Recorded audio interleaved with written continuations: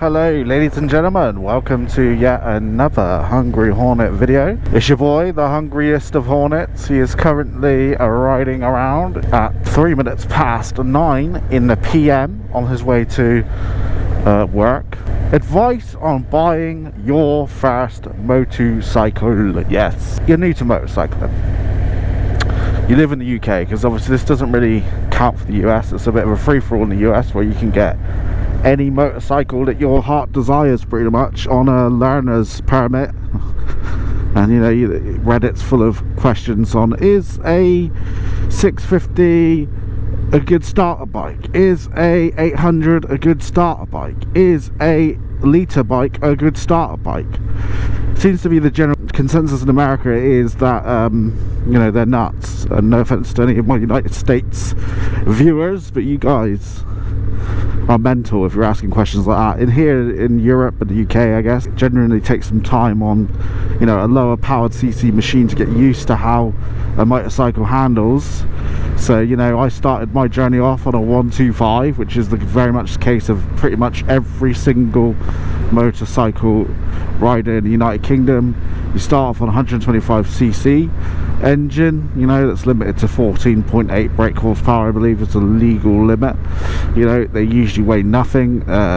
They keep up okay in road traffic. They keep up okay in you know, keep up okay on motorway traffic as well, highway traffic. I only know that after obviously I passed my test. I took a 125 out on the old motorway, and it did alright. So this video is basically aimed at the brethren that live in the United Kingdom or Europe.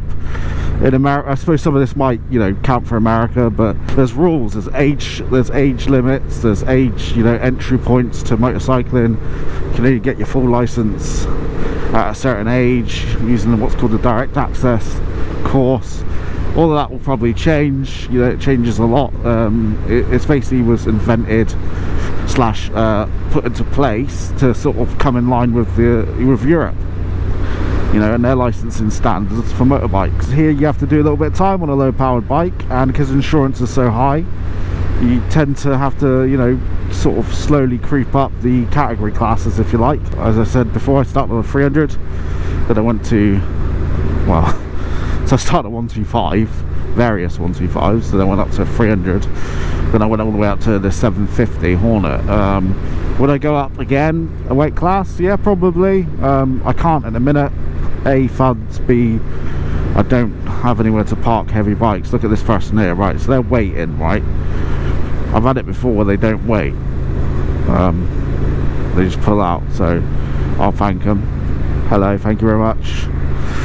It's a local area, that is.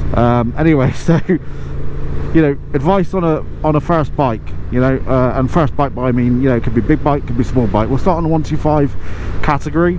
I've had the pleasure of owning Chinese motorbikes. I've had the pleasure of owning Japanese motorbikes, and you know, the one thing I will say is the Chinese bikes aren't as bad as what people do say. You know, I think they offer a good entry point, especially buying brand new. You can buy a brand new, I was looking the other day, a brand new 125 scooter, because I kind of want to get a commuter scooter, but that's a totally different video.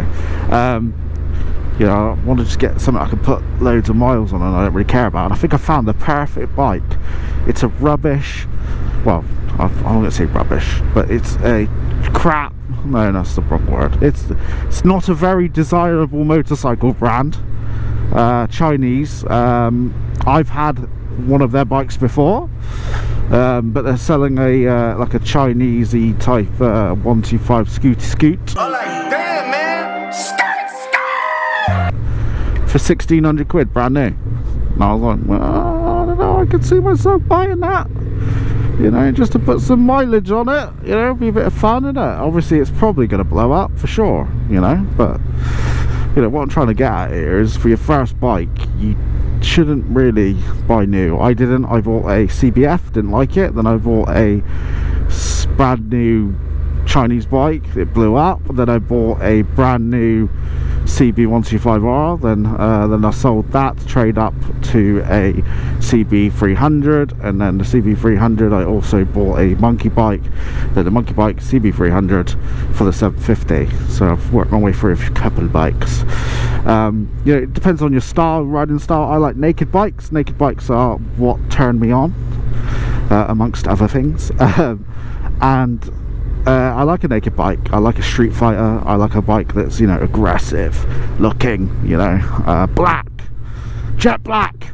I like, you know, do I like, sorry, the camera, I don't know how long the camera's been tilted down that way. I hope not too long. Do I like, you know, adventure bikes? No. Do I like dirt bikes? Yes. Have I owned a dirt bike? No. Will I want to buy one? Yes. These questions you've got to ask yourself. Do you like sports bikes? Not really. But could I own like a Ninja 650? Yes. Could I own a Ninja 400? Yes. You know, it's questions like that. What sort of bike do you like? What's the upright position? Is it seating position? Is it upright? Is it haunched over like that? Like poor John the other day, we went to the moors. So it's questions like that. What makes you think? What do you want? What do you want out of a bike? So first bike, you know, wise, you very much find that you end up gravitating towards the class of bike you end up riding the most, and then when you get older you tend to switch up to a more sensible bike, maybe perhaps like a, you know, an adventure-y type bike. Oh, this is a bit of a naughty, no, it's a naughty corner. I don't know if I should do it. Oh, we won't do it. See, exactly, there you go, look at that. That's my previous video there, eh? And again, naughty. I was about to do the overtake, I dropped a couple of gears there. Why is this person slowing down? So we'll get to this corner and we'll see if we can commit to the overtake without killing ourselves. And hey, if we do kill ourselves, at least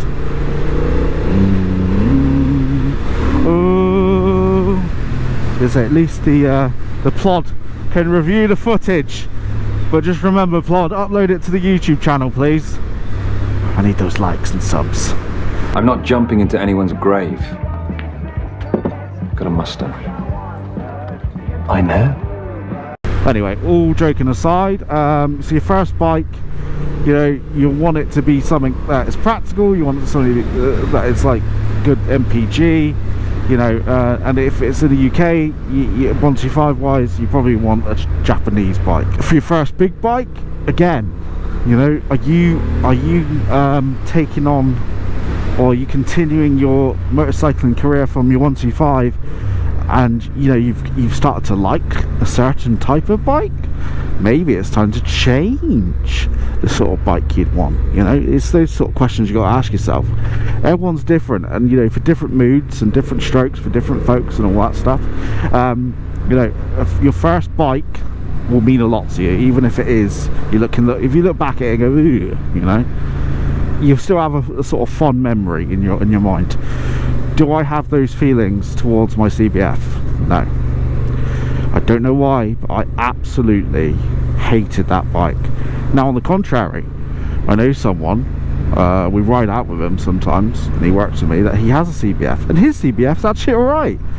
I quite like a CBF, even though it's a little bit sluggish and that, but they all are, aren't they? But it's a good bit of fun to ride. So maybe, I don't know, maybe my expectations were so high as a first time motorcycle owner that I discounted the CBF. Maybe I should buy another CBF, eh? You know, you just never know. So what I'm trying to say is, first bike wise, you know, you'll end up forming an attachment to that bike. You'll end up, you know, that will shape your future motorcycling career, you know. But then your tastes can change as they, you know, I never thought I'd, you know, I didn't think I'd ever buy a 750, because I've always had this saying, the bigger the CC, the smaller the PP, which I used to say to everyone that had a bigger bike than me, just to make myself feel better, because I didn't have a big bike. Thank you. So yeah, so your first bike will mean the world to you. So your second bike, your third bike, your fourth bike, your fifth bike, your sixth bike, once you buy one bike, you don't stop, baby. So that's just a little bit of a, you know, bit of a fun video. It's like discussing your first bike. What sort of bike would you like? These are the questions you've got to ask yourself. And then when you do finally ask yourself those questions, and 6 months passes by, you ask yourself, What's my second bike going to be like? That's all from me, folks. I'll see you soon.